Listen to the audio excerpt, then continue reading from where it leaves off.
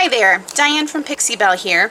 I receive questions quite often about how to do some of the finishing techniques for my patterns, and today's question was, where do I place the buttons on a finished Wellington cowl and how do I fold it to wear it?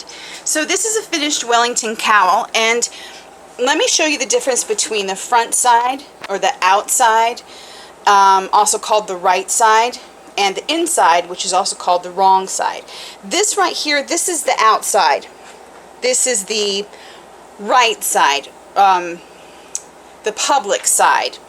And the way you can tell that it is the right side is that it has 5 ribs.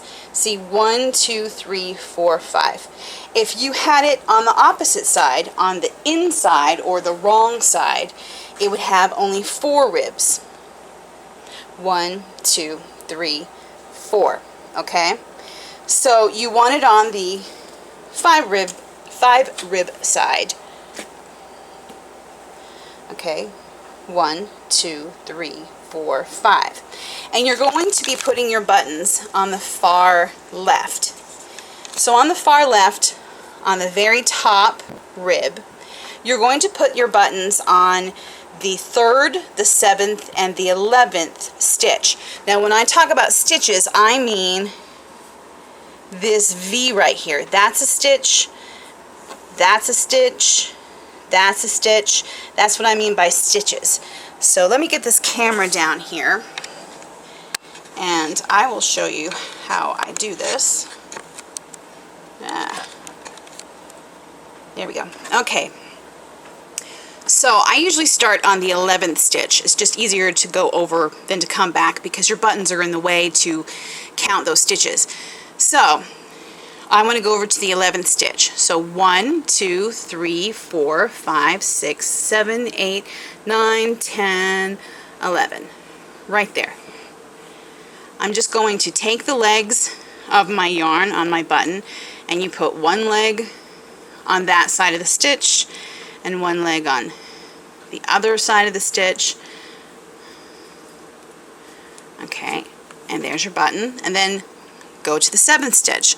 1, 2, 3, 4, 5, 6, 7, right there. Oops.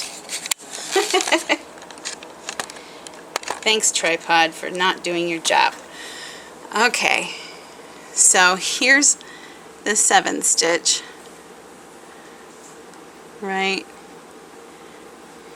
there. Okay, and then the 3rd stitch, which is pretty easy. 1, 2, 3, right there. That's your 3rd stitch.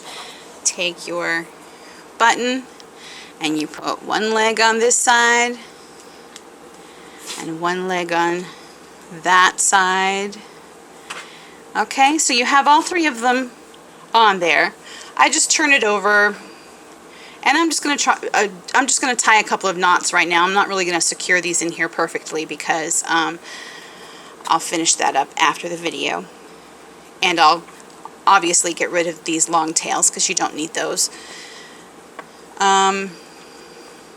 So when you fold it, so this is your outside again, and there's your 3 pretty buttons. This is your outside. You want to flip it to your inside when you go to wrap it. So this is your inside. There's the inside part with your buttons. You're going to fold this part down and your buttons will be on your left bottom. And then you're going to fold over the right side, covering the buttons. And then the way that I describe where to put the buttons is in the first valley, the middle peak, and the last valley right there. So these are your valleys, these are your peaks. So you're going to put your button, let me put the camera down again. You're going to take this button and you're going to put it through stitches on the valley. I usually go up, maybe 3 holes up, and there's your button, and then your middle valley, so go up 3 buttons or 3 stitches and put your button through.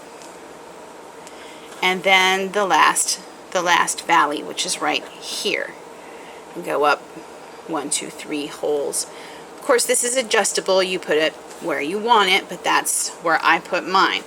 So you have them in the first valley, the middle peak, and the last valley. And that is your Wellington cowl. And when you wear it, this part is over your chest and your head is coming out the middle up here. I hope that answers your question. Thanks a lot.